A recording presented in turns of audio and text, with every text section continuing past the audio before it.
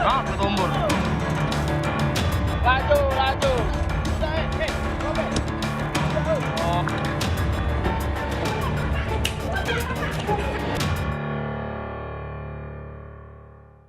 ah, ngagang kan. Udah ngalang lagi badan. Ah, ketumbur. Video cekcok antara Aibtu FN dengan penagih utang ini bermula di sebuah parkiran mal di Palembang pada Sabtu kemarin. Penagih utang bertemu pelaku dan kemudian berupaya mengambil paksa mobil yang menunggak cicilan sejak tahun 2022. Saat keributan terjadi, pelaku pun sempat melepaskan tembakan ke arah penagih utang. Namun, karena tembakan tidak mengenai sasaran, pelaku lalu mengeluarkan senjata tajam yang kemudian melukai korban. Saat ini, pelaku yang merupakan anggota Sabara Polres Lubuk Linggau telah menyerahkan diri ke Polda Sulawesi Selatan. Usai dirinya ditetapkan masuk dalam daftar pencarian orang atau DPO.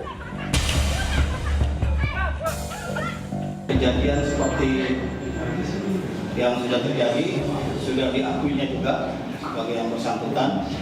Memang perbuatan tersebut dilakukan karena memang kondisi daripada anggota tersebut panik ya, karena menghadapi 12 orang tentunya yang belum tentu juga dikenal oleh dia ya, yang berusaha untuk mengambil kendaraan yang dia gunakan.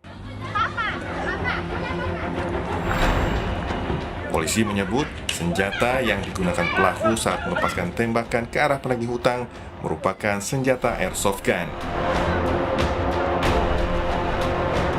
Memiliki airsoft gun belum ada izinnya, Pak. Ini masih kami dalami lagi, apa airsoft gun itu terdaftar atau tidak.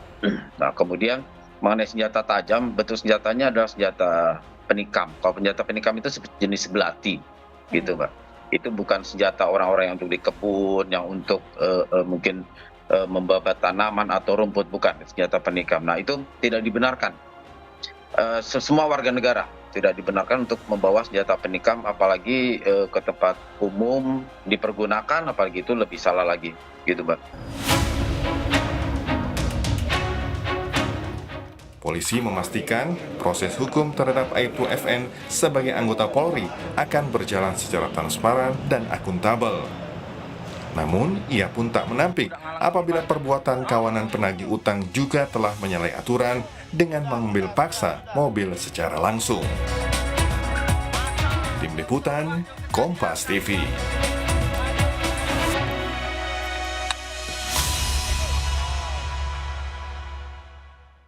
Untuk membahas mengenai aksi penganiayaan polisi kepada penagih utang atau debt collector di Palembang, Sumatera Selatan, sudah bergabung bersama kami anggota Kompolnas Yusuf Warshim. Selamat petang, Pak Yusuf.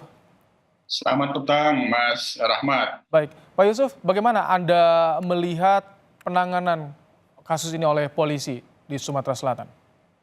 Ya, terima kasih Mas Rahmat. Kami dari sejak beredar rekaman video itu melakukan pemantauan dan mengumpulkan berbagai macam informasi yang beredar di media sosial dan kemudian ada dalam pemberitaan media konvensional seperti di Kompas TV. Ini kita pahamin sebenarnya yang sering terjadi juga, ini namanya benturan antara developer yang sering terjadi dengan masyarakat yang dikatakan meminjam, di mana developer itu kan targetnya kalau sudah di lapangan itu menarik secara sepihak kendaraan bermotornya. Debt collector, Pak Yusuf ya? Ya, debt collectornya kan menagih secara sepihak yang sering terjadi, dan itu sering juga ada laporan polisi yang masuk ke Kompolnas juga mengeluhkan. Nah, kali ini benturan itu terjadi kepada oknum anggota polisi. Nah, benturan-benturan seperti ini sering terjadi, hanya kali ini terjadi antara debt collector dengan yang pihak masyarakatnya itu anggota polisi. Ini tentu kita sayangkan kejadian ini, yang ini dialami oleh oknum anggota polisi. Sementara ini kita sudah memantau namun secara resmi kami sudah melakukan proses pengiriman permintaan klarifikasi ini sementara dalam proses agar penjelasannya itu. Hanya kasus ini tentu kami sebagai pengawas mendorong agar tetap ditangani secara profesional, transparan, dan akuntabel kedua belah pihak. Baik, Pak Yusuf, Ya. ini artinya harus dipisahkan antara ancaman pihak debt collector dan juga kasus penganiayaan yang dilakukan oleh anggota polisi. Ya, kalau kaitannya dengan debt collector itu kan sebagaimana yang di awal saya katakan itu kan sering terjadi di lapangan dengan masyarakat yang memiliki hutang.